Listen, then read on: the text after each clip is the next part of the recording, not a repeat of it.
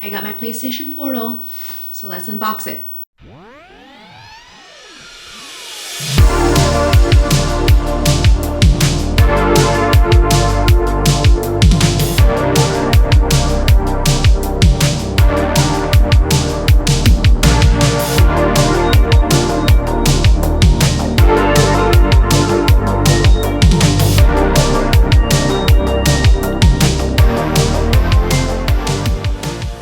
So back in September, Sony announced that they were releasing a handheld device to play your PlayStation 5.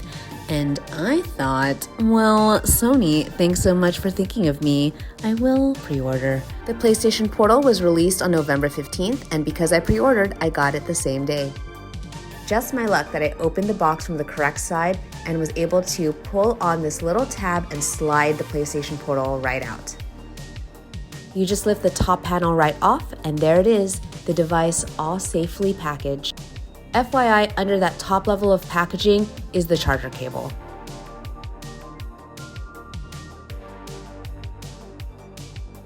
Under the device, there's a little bit of packaging that once you lift up, reveals the manual. And now let's look at the PlayStation Portal.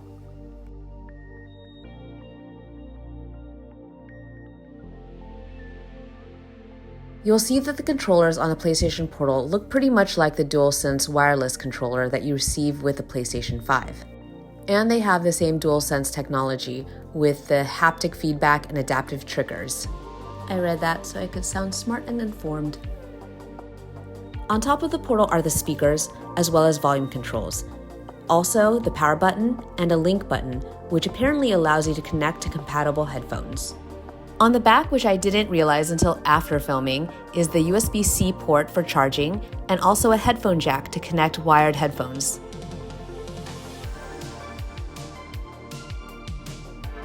Okay, it's time. Enjoy some sticker removal satisfaction.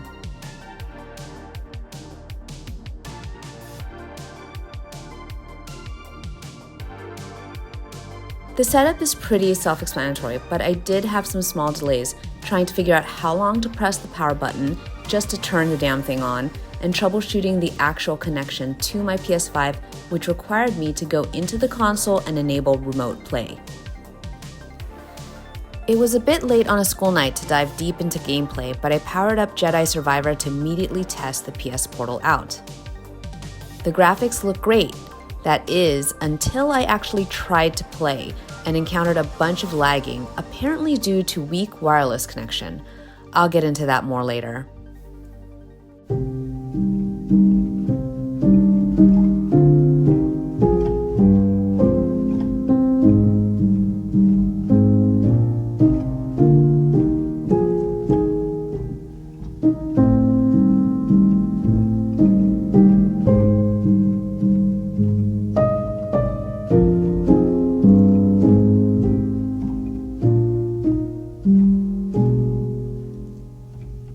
Hi, it's Rachel and Poe.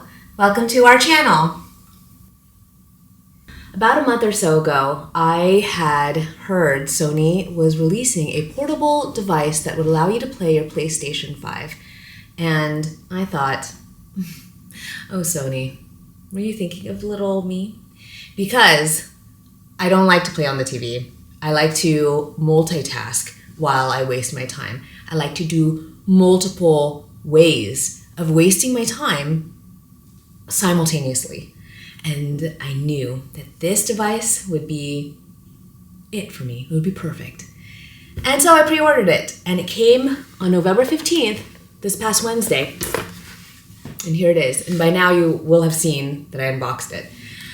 First things first, I'm not a gamer. I like to play a game once in a while, and I like to play it on easy mode. And if I find out that the game doesn't come in easy mode, I'm not playing it. So, you know, my knowledge of the technical aspects of this thing is very limited. I would recommend that you check out any of the other great YouTubers out there who really deep dive into it. There were a bunch of YouTubers who actually got this in advance by Sony, and so they have very comprehensive reviews. They go through all the different, specs and features of the device. I can only tell you casually what I know about it, which is really not much besides that, like, it works. It has a screen and buttons. Well, that being said, let me tell you a little bit about this device from what I know. Something people have said is that there's like haptic technology and blah, blah, blah. I don't know what that means, and I do not care to Google it. The controls are the same as the DualSense controllers that you get with your PlayStation 5. They really act the same way, but the one thing that was very difficult to figure out until later, and to be honest, I should have known because I watched multiple reviews and I just didn't pay attention to this part, is that the trackpad that is on a typical DualSense controller is now on the screen. So in order to access that, you need to, like, I guess, tap. That's what I've been doing. So it's an 8-inch LCD screen, and it's capable of 1080p resolution at 60 frames per second. So I do know those things because I did look that up. So it's, weighty, but not like heavy. Because of that weight, it kind of feels like substantial. It feels like it's a quality item. The device comes at a mere $199, which I think is pretty affordable. But in order to play this, if you don't already have a PlayStation 5, you're gonna have to shell out, a few $100s to purchase the actual PS5 and then remote in using this device. Let's talk my first impressions, a little bit of a review. Well, as soon as I got it connected and working, I immediately started playing Jedi Survivor. I tried Mass Effect. I even jumped into Cyberpunk again, which was a hot mess since I haven't touched that game in about a month, and tried to just, look around, feel it out, and immediately encountered the problem of lagging and stalling. I got concerned that our internet wasn't fast enough for this, so I immediately tested the internet speed, only to realize that it's great. I had to deep dive into Reddit and find out that there are a lot of people who've been using remote play because you could actually remote in to your PlayStation even before this device was released using your phone. And people really recommended connecting your PlayStation by Ethernet cable to your internet.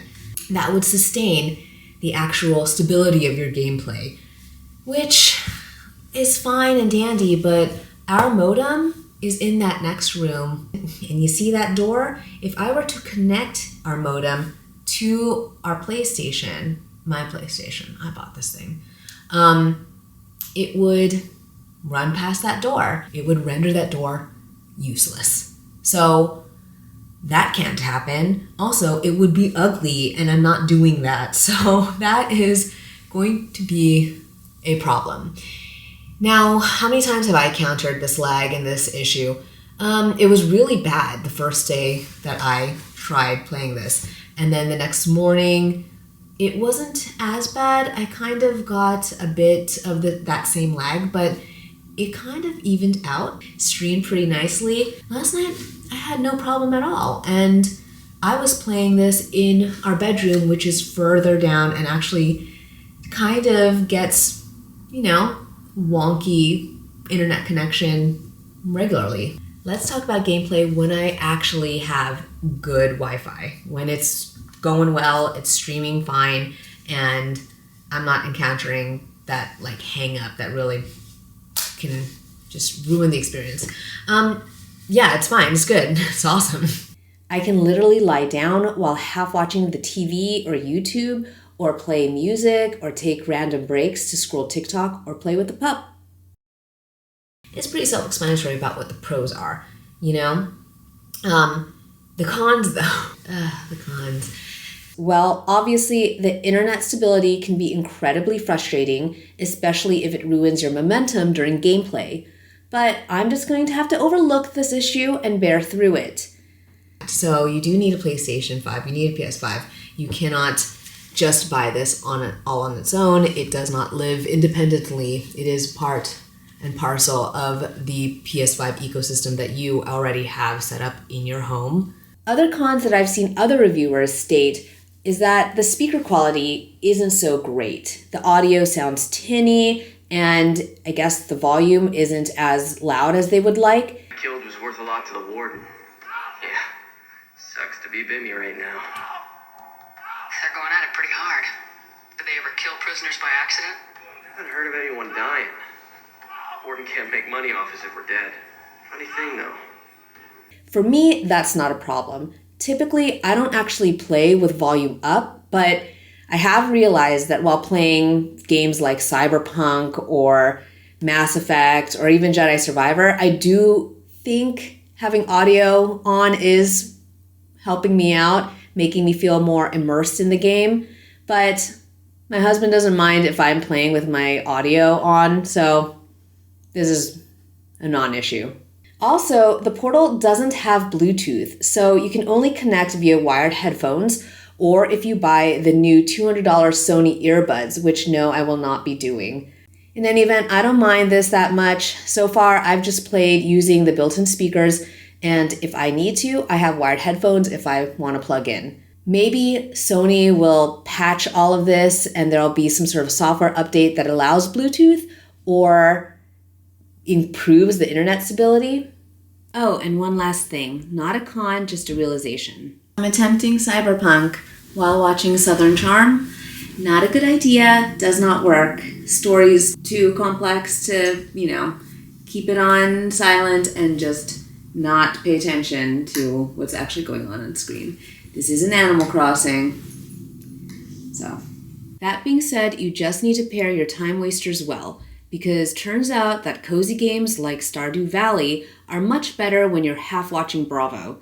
Save Cyberpunk and big story-focused games for when your family or roommate are taking up the TV with something you would completely ignore anyways.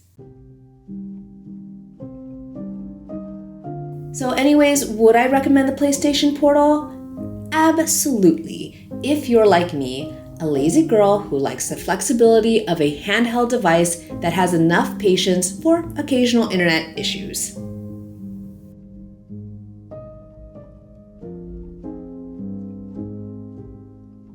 So I hope that this video was useful. If you are like me, someone who just wants to be able to play video games, also watching Real Housewives, also on TikTok, awesome, great, buy it, treat yourself. If you know someone who likes doing all that stuff too, perfect. This is the game console for them. Anyways, thanks so much for joining. If you like it here, please follow and subscribe. I'll see you in the next one. Thanks. Bye.